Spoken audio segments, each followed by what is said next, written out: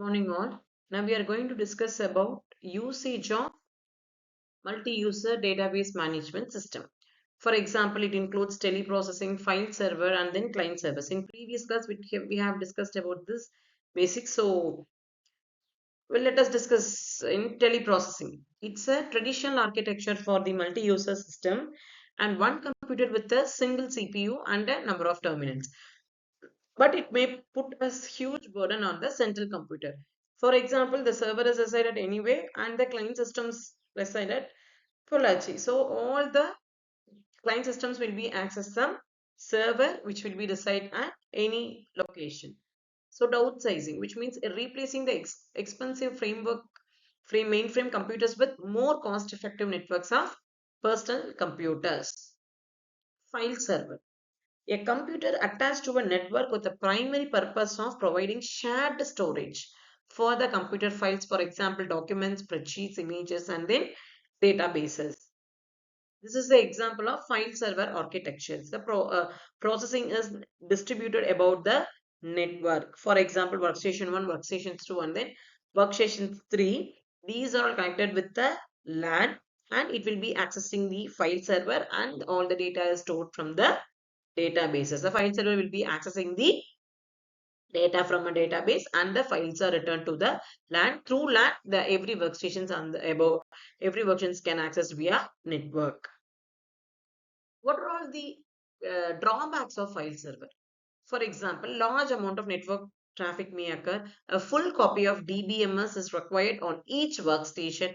Concurrency, recovery, and integrity control are very complex, and multiple DBMS can access the same files again. So, what is traditional two-tier client server architecture? So, to overcome these drawbacks of file server, it accommodate an increasingly decentralized business environment like that the client server architecture was developed, which includes clients process requires some resource, server provides the resource, no requirement that the client and server must reside on the same machine. It will be on different machine. This is what called as client server architecture. Client 1, client 2 and client 3 are connected via LAN and the server will be there, and through database the server can access the data and selected data will be returned to the clients by LAN. Single client versus single server. So here in single client, only the single client will be there and one server will be there. Multiple clients versus single server means n number of clients will be there and one single server will be there. Multiple clients versus multiple server means more than one clients will be there, more than one server will be there. What are the components of communication? So it's a quite common to a place at one site in a LAN and the clients at the other site. So the data intensive business applications consist of mainly four components. So database, transaction, business and data application logic, and then user interface. So this is the example. So here the user interface layer will be there, middle tier will be there, and then data tier will be there, and all the components can be accessed through database. What is traditional two-tier client server architecture? So here we can call it as first tier and here we can call it as second tier. So client will be accessing the server. So client will be first tier, server will be the second tier. What are the tasks of first tier? User interface and main business and data processing logic. For a server side, it includes server side validation and database accesses.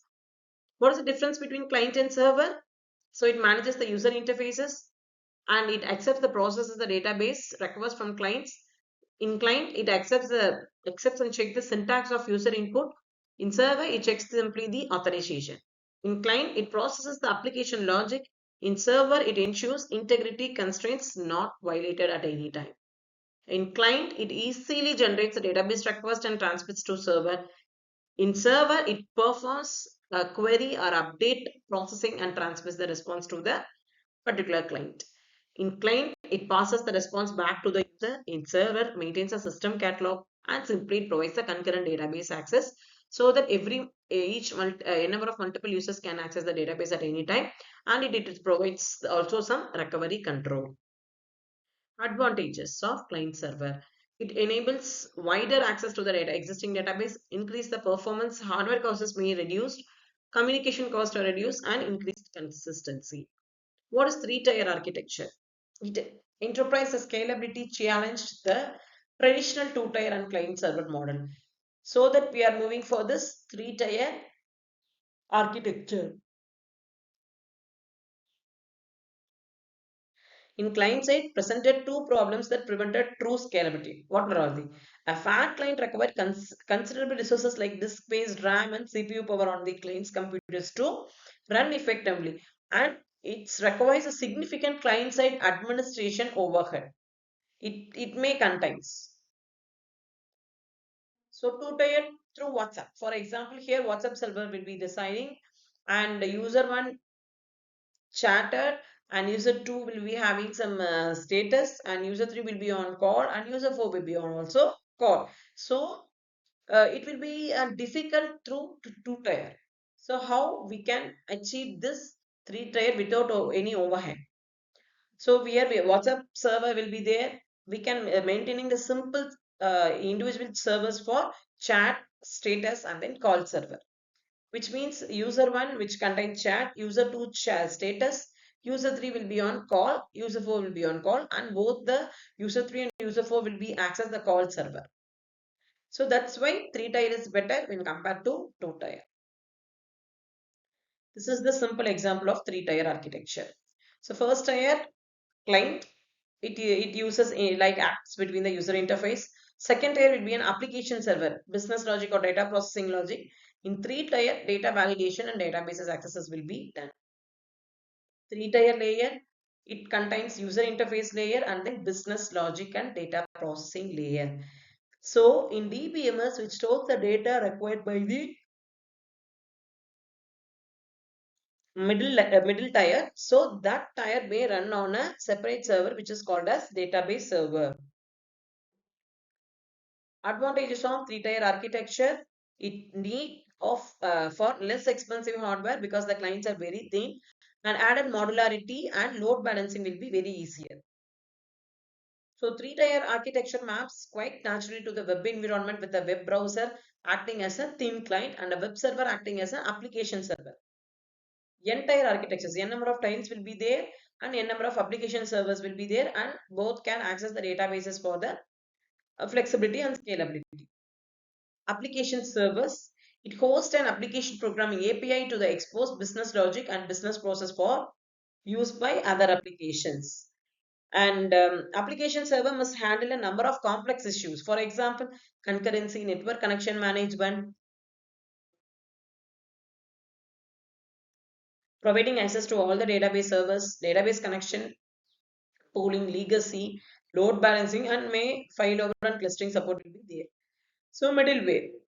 So a software that mediates with other software and allows for communication between the disparate applications in a heterogeneous system. What are the types of middleware? Asynchronous remote procedure call, for example, WhatsApp. Synchronous remote procedure call, for example, telephone call. Publish, asynchronous messaging protocol where subscribers subscribe to messages produced by publishers.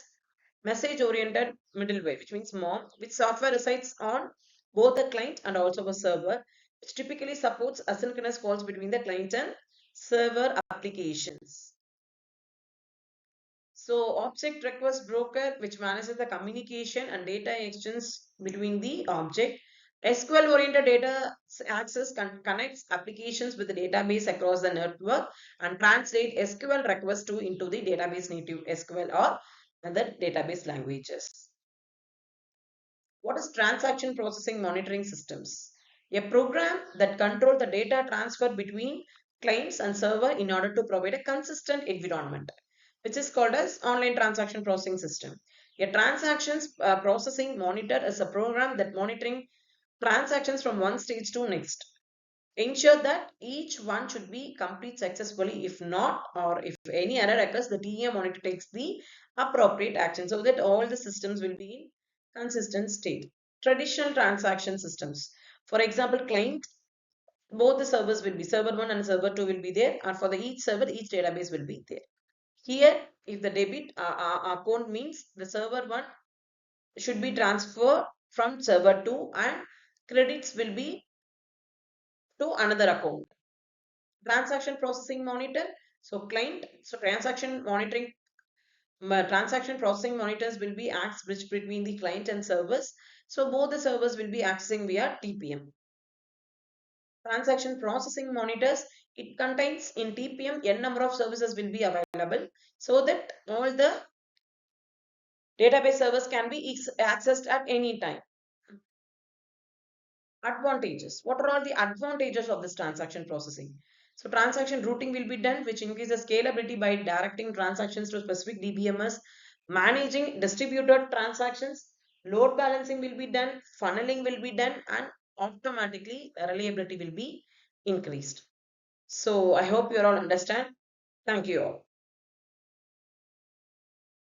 So these are all the major advantages of DBMS. So I hope you're